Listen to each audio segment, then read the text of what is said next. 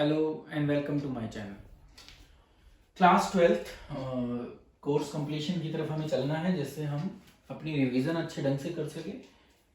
Accountancy subject और उसका topic जो है अकाउंटेंसी रेशो, और इसमें जो अभी हम कर रहे हैं वो प्रॉफिटेबिलिटी रेशो कर रहे हैं। 2 रेशो इसकी कर ली थी हमने, 3 कर ली थी बल्कि, gross profit ratio, operating ratio और ऑपरेटिंग प्रॉफिट रेशो। अभी हमारे कोर्स के अंदर 2 रेशो और बचती हैं, एक है नेट प्रॉफिट रेशो और एक है रिटर्न ऑन इन्वेस्टमेंट। दोनों इंपॉर्टेंट रेशो हैं। आज इन दोनों रेशो को इस वीडियो में हम करेंगे।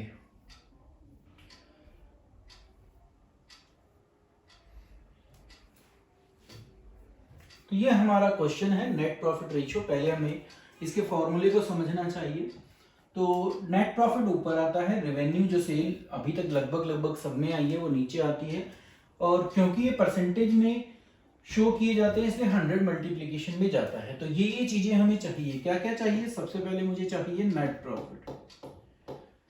नेट प्रॉफिट का मतलब होता है कि सारी चीजें माइनस करने के बाद। और दूसरी चीज चाहिए मुझे सेल, जिसको हम रेवेन्यू फ्रॉम ऑपरेशन कहते हैं एज पर कंपनीज एक्ट 2013। तो ये 2 चीजें हमें चाहिए, जिनको हमें देखना है कि कैसे मिलेंगी। तो देखिए यहां लिखा है कैश रेवेन्यू फ्रॉम ऑपरेशन, यहां लिखा है क्रेडिट रेवेन्यू फ्रॉम ऑपरेशन। अगर मैं इन दोनों को प्लस कर दूं, एक कैश सेल है एक क्रेडिट सेल है, तो अगर इन दोनों को हम प्लस कर देते हैं तो हमारा रेवेन्यू फ्रॉम ऑपरेशन आ जाता है। एक पार्ट हमारा आ गया रेवेन्यू फ्रॉम ऑपरेशन। अब हमें ग्रॉस प्रॉफिट परसेंटेज में दिया हुआ है और इनडायरेक्ट एक्सपेंसेस दिए हुए हैं, ठीक है। तो अब ग्रॉस प्रॉफिट को यूज करते हैं सबसे पहले। तो ग्रॉस प्रॉफिट बताया कि 30% है। ऑब्वियसली जब ये साइलेंट है तो इसका मतलब सेल का 30% है, ठीक है। तो हम 8 लाख का 30% निकाल लेते हैं, ठीक है। अब वैसे भी अजम्पशन हो सकती है क्योंकि हमें क्लियरली नहीं पता, तो हमने माना कि ये किसका है, सेल का है 30%। तो इस बेस पर अगर हम निकालते हैं तो ये 2,40,000 आता है, ग्रॉस प्रॉफिट आ गया। अब जो ये इनडायरेक्ट एक्सपेंसेस हैं, ये अगर हम इस ग्रॉस प्रॉफिट में से माइनस कर दें, मतलब 240 में से जो हमारे इनडायरेक्ट एक्सपेंसेस हैं जो 1,10,000 हैं, अगर ये माइनस कर देते हैं तो वो हमारा नेट प्रॉफिट आ जाता है। नेट प्रॉफिट तक पहुंचने के लिए आपको डायरेक्ट हो, इनडायरेक्ट हो, ऑपरेटिंग हो, नॉन ऑपरेटिंग हो, सब कुछ माइनस करना होता है, जब जाकर उस करंट ईयर का हमारा नेट प्रॉफिट निकलता है। कुछ ऑपरेटिंग इनकम है वो प्लस हो जाती है, नॉन ऑपरेटिंग इनकम है तो भी प्लस हो जाती है। मतलब कि इनकम प्लस और एक्सपेंसेस माइनस, तो हम कहां पहुंच जाते हैं, नेट प्रॉफिट पर पहुंच जाते हैं। तो 2 जो चीजें हमें चाहिए थी फॉर्मूले के लिए, वो दोनों चीजें अब हमारे पास अवेलेबल हैं। अब अगर हम इनको फॉर्मूले में पुट करें, मतलब कि 1,30,000 ऊपर लिखें और 8 लाख नीचे लिखें और इनटू में 100 कर दें, तो हमारा आंसर आ जाएगा।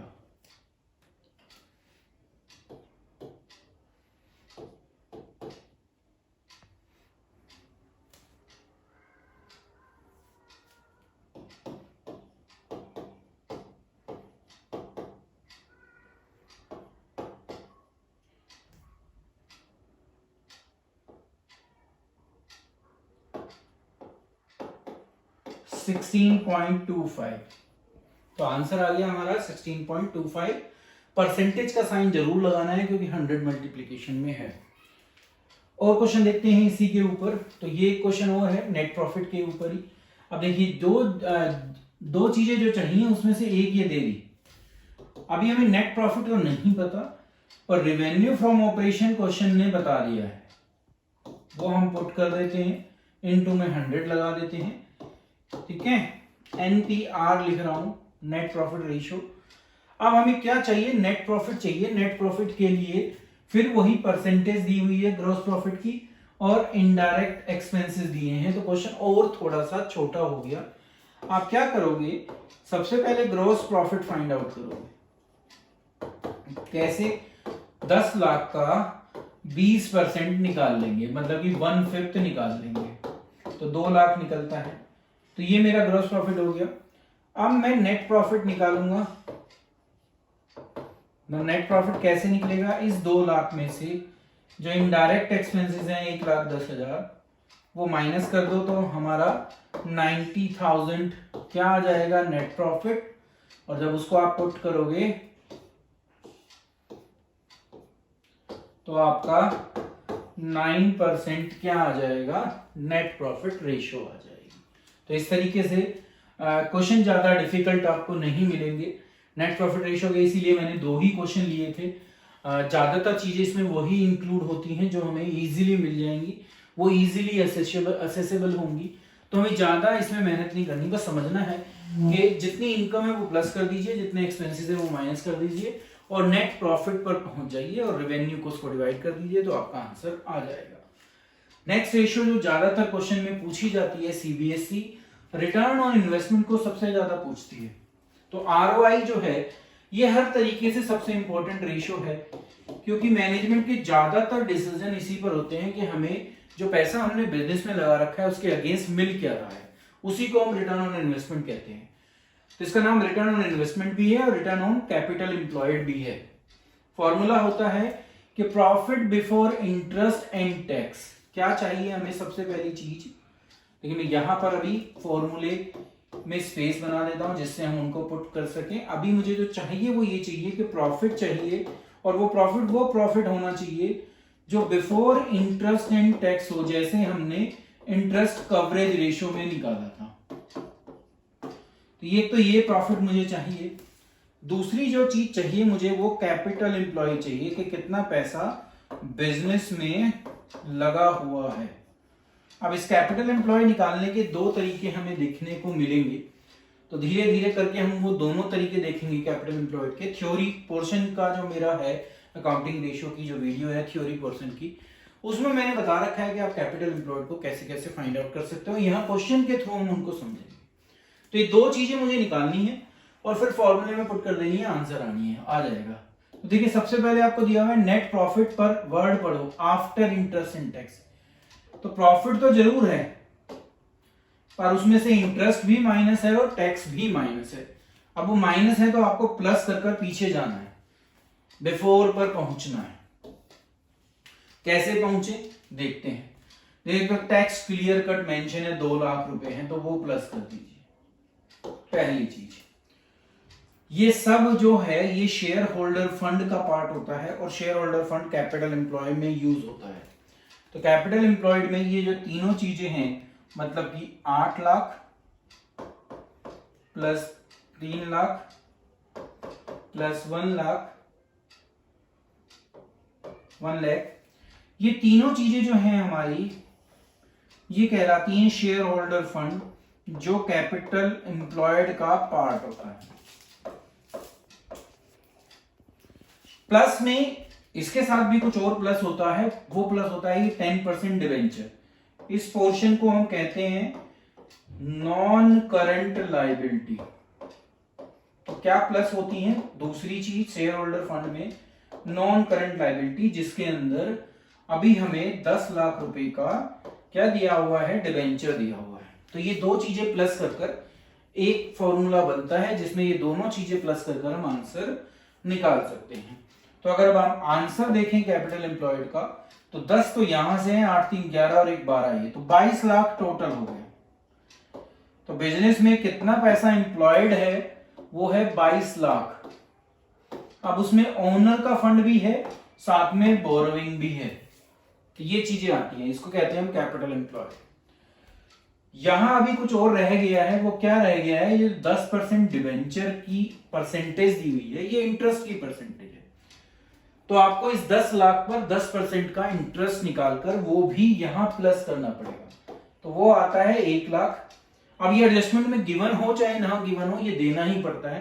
तो ये कंपल्सरी ऑब्लिगेशन होती है हमारी इंटरेस्ट को पे करने की, तो ये आपको प्लस भी करनी पड़ेगी।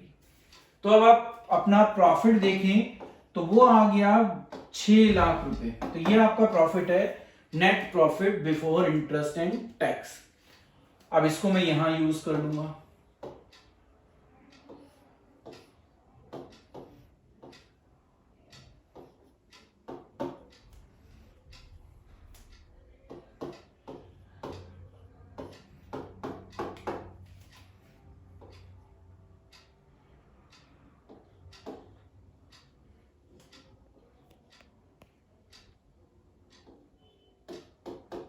ये वो परसेंटेज आ जाएगी जो रिटर्न कैपिटल पर मिल रही है हमें, 27%, जो वो काफी अच्छी रिटर्न मानी जाती है। एक बार उस कैलकुलेशन देख लूं। ठीक है, तो ये परसेंटेज है जो हमें अपना जितना पैसा हम बिजनेस में लगा रहे हैं उस पर हमें रिटर्न मिल रही है। आगे देखते हैं, क्योंकि बहुत इंपॉर्टेंट है, इसके ऊपर 3-4 क्वेश्चन मैंने लिए हैं जिससे हम इसको क्लियर कर पाए। फिर वही 2 चीजें चाहिएंगी हमें, तो उन 2 चीजों को निकालने के लिए हम यहां पर थोड़ा सा स्पेस दे देते हैं और यहां पर हम उनको निकालते हैं। यहां निकालेंगे net profit before interest and tax, और यहां निकाल लेते हैं कैपिटल एम्प्लॉयड।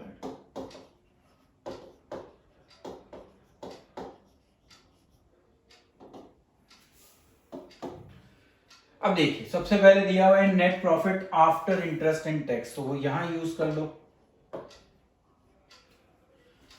फिर वही 10% डिवेंचर कैपिटल एम्प्लॉयड का पार्ट होता है, अभी देखा था, यहां ये लिख लिया। फिर टैक्स दिया हुआ है, टैक्स की रेट 50% है, तो यहां अमाउंट नहीं दिया, यहां 50% लिख दिया। अब जो ये 8 लाख रुपीस है, ये टैक्स माइनस करने के बाद था, और टैक्स कितना था 50%। तो इसका मतलब अगर देखो, इससे आपको ये समझना है कि जो ये नेट प्रॉफिट आफ्टर टैक्स आपका गिवन है, ये जो परसेंटेज गिवन होती है इसको जस्ट रिवर्स कर दो। 50% का मतलब होता है 50/100, आप इसी परसेंटेज को 100/50 लिख लो, तो आपका वो प्रॉफिट निकल जाएगा जिसमें से टैक्स माइनस नहीं है। तो जब ये निकालते हैं तो ये 16 लाख रुपए आता है। अब इस 16 में से 8 घटा दो तो आपका टैक्स पता चल जाएगा, तो घूम फिर कर वो 8 लाख ही आ जाता है, क्योंकि 50 का मतलब होता है आधा। तो इसलिए इस तरीके से, तो हम कोई और परसेंटेज होती, मान लिया यहां पर ऐसा होता कि 40% लिखा होता, तो हम क्या करते हैं 100 ऊपर लिखते और 40 नीचे लिख देते। तो इस बेस पर अगर हम इसको निकालते तो ये 20 लाख रुपए आता। ठीक है, 20 लाख में से 8 घटा देते तो 12 लाख का हमारा टैक्स होता। ठीक है, तो परसेंटेज निकालने का तरीका ये इसीलिए बताया कि आप कोई भी फिगर हो उसको इजीली यहां पर निकाल सकेंगे। तो हमारा टैक्स प्लस हो गया, ये पोर्शन जो है ये टैक्स का है। अभी इंटरेस्ट रह गया है, वो वही है, किस पर है, 9 लाख पर 10%, तो कितना बैठता है 90,000। ये हमारा क्या है, इंटरेस्ट पोर्शन। तो ये दोनों मैंने प्लस कर दिए इसके अंदर। अब अगर मैं देखूं तो ये 16,90,000 रुपए का अमाउंट आ गया, किसका, net profit before interest and tax का। अब कैपिटल एम्प्लॉयड सीधी गिवन थी, तो अब ये मैं यूज ही नहीं कर सकता फिर, क्योंकि कैपिटल एम्प्लॉयड में ये 9 लाख रुपए ऑलरेडी इंक्लूडेड होंगे। तो अब मुझे इसको यहां से रब करना पड़ेगा, क्योंकि ये ऑलरेडी अमाउंट हमारे इस कैपिटल एम्प्लॉयड के अमाउंट में इंक्लूड है। तो अब बस मुझे क्या करना है, इसको यहां लिख देना है।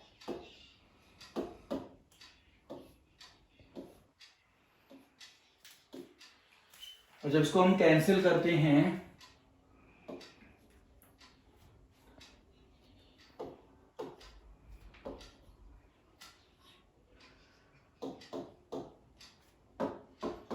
तो ये परसेंटेज आ जाती है।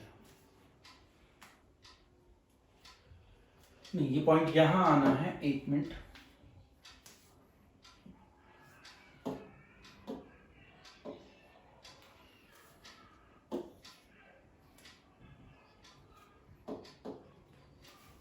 ये परसेंटेज आ जाती है हमारी 8.45। तो पता चलता है कि अभी हम इतना अच्छा परफॉर्म बिजनेस में नहीं कर रहे। तो ये एक और केस था जहां पर टैक्स की परसेंटेज दी हुई थी, और ये सीबीएसई 2015 में आया हुआ क्वेश्चन है, नॉर्मली आते हैं। इससे पहले वाला क्वेश्चन भी अगर आप देखो तो वो भी सीबीएसई में आया हुआ था। ये एक और क्वेश्चन आरओआई के ऊपर ही, यहां भी वही है कि अब यहां देखो आपको बिफोर दे दिया है, तो यहां आपको निकालने की जरूरत नहीं है, वो ऑलरेडी गिवन है। यहां आपको net profit before interest and tax already given है, आपको निकालना नहीं है। तो मेरा निकालने का पोर्शन जो बचता है वो सिर्फ कैपिटल एम्प्लॉयड बचता है। तो पिछले 2 क्वेश्चन में तो हमने देखा कि अगर हम शेयर होल्डर फंड में डिबेंचर या long non current liability plus कर दे तो आंसर आ जाता है। यहाँ वो चीजें गिवन ही नहीं है। यहाँ आपको फिक्स एसेट्स पता है, नेट वर्किंग कैपिटल पता है और फिर करंट लायबिलिटी भी पता है। तो एक बार अगर हम बैलेंस शीट को थोड़ा सा हॉरिजॉन्टल फॉर्म में समझें, ये आती नहीं है ना हमें हॉरिजॉन्टल फॉर्म में बनानी है कंपनीज एक्ट में, बट समझने के लिए यहां आती है हमारी लायबिलिटी और यहां आती है हमारी एसेट्स। तो आप फार्मूले लर्न कीजिए, रटिए मत। पहला जो पार्ट होता है वो होता है शेयर होल्डर फंड का, दूसरा जो इसके अंदर पार्ट होता है वो होता है नॉन करंट लायबिलिटी का, तीसरा जो पार्ट होता है वो होता है करंट लायबिलिटी का। तो मैं इन 2 पोर्शन को जोड़ देता हूं तो मेरी कैपिटल एम्प्लॉयड बन जाती है।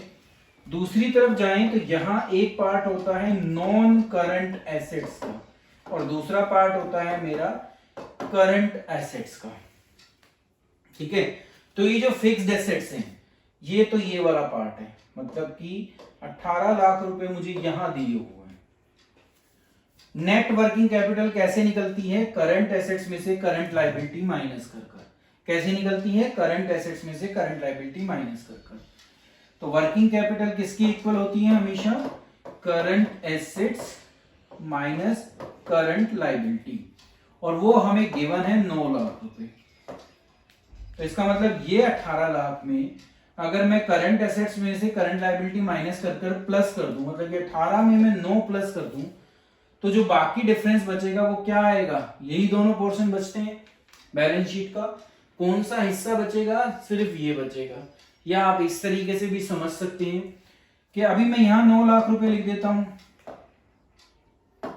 ठीक है, अब देखिए करंट एसेट्स तो गिवन नहीं है,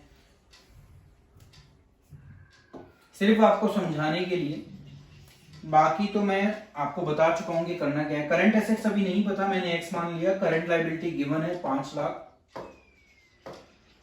तो अगर मैं वर्किंग कैपिटल में 9 लाख में ही 5 लाख प्लस कर दूं, क्योंकि इस तरफ आके प्लस होगा, तो आपको पता चल जाएगा कि जो आपकी करंट एसेट्स हैं वो 14 लाख है। तो इसका मतलब ये फिगर कितनी है? 14 लाख। ठीक है, अब 18 में 14 अगर हम प्लस करते हैं तो ये 32 लाख रुपए आते हैं। इसका मतलब यहां भी टोटल कितना हो गया? 32 लाख, क्योंकि टोटल ऑफ एसेट्स हमेशा टोटल ऑफ लायबिलिटी के इक्वल होती है। अब इस 32 में से जो करंट लायबिलिटी मेरी 5 लाख की है, अगर वो मैं माइनस कर दूं, तो 32 में से 5 माइनस करते हैं तो जो हमारा अमाउंट आता है वो इन 2 चीजों का होगा, और वो कितना होगा? 27 लाख। ठीक है, अब ये 27 लाख की फिगर जो है इस नॉन करंट एसेट्स जो 18 लाख हैं, इसमें अगर मैं ये वर्किंग कैपिटल के 9 जोड़ देता, मतलब ये 18 और 9, तो वो कितना होता? वो भी 27 होता। तो आप ये या इसको जिसको हमने कैपिटल एम्प्लॉय कहा है, इसके लिए आप नॉन करंट एसेट्स जो कितनी है हमारे क्वेश्चन में 18 लाख, ये क्या है? नॉन करंट एसेट्स, प्लस कर दो इसमें वर्किंग कैपिटल जो कितनी है? 9 लाख रुपए। तो अगर आप इन 2 को भी प्लस कर देते हैं तो आपकी कैपिटल एम्प्लॉयड आ जाती है। तो ये कैपिटल एम्प्लॉयड निकालने का ये भी फॉर्मूला होता है। नॉन करंट एसेट्स के अंदर आप करंट वर्किंग कैपिटल को प्लस कर दो, तो हमारा कैपिटल एम्प्लॉयड आ गया 27 लाख। आप यहां पे उसको यूज कर लीजिए,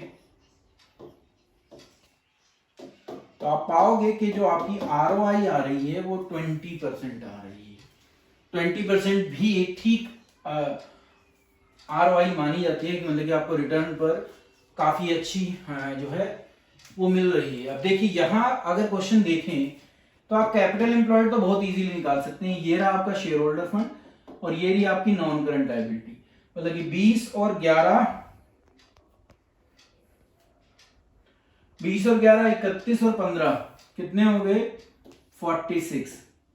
तो आपकी जो करंट कैपिटल एम्प्लॉयड है वो 46 लाख आ जाती है। आपको जो चाहिए वो चाहिए net profit before interest and tax, वो यहां कहीं नहीं मिलेगा आपको।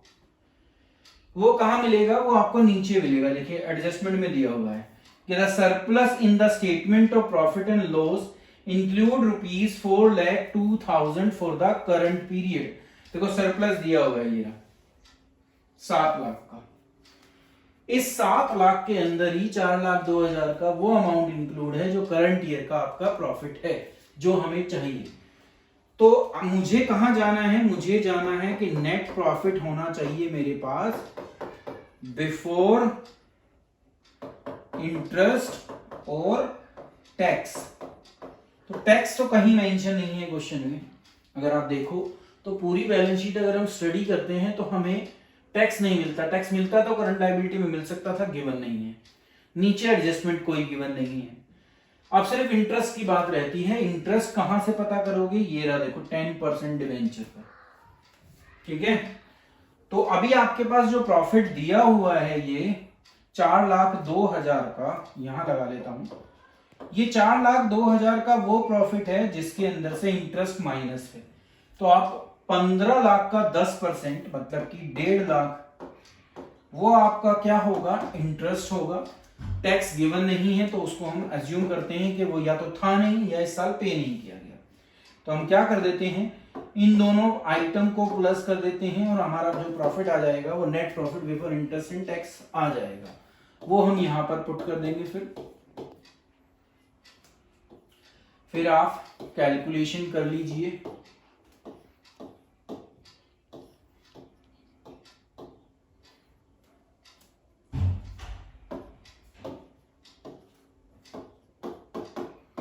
तो आप पाओगे कि 12% का ROI आता है।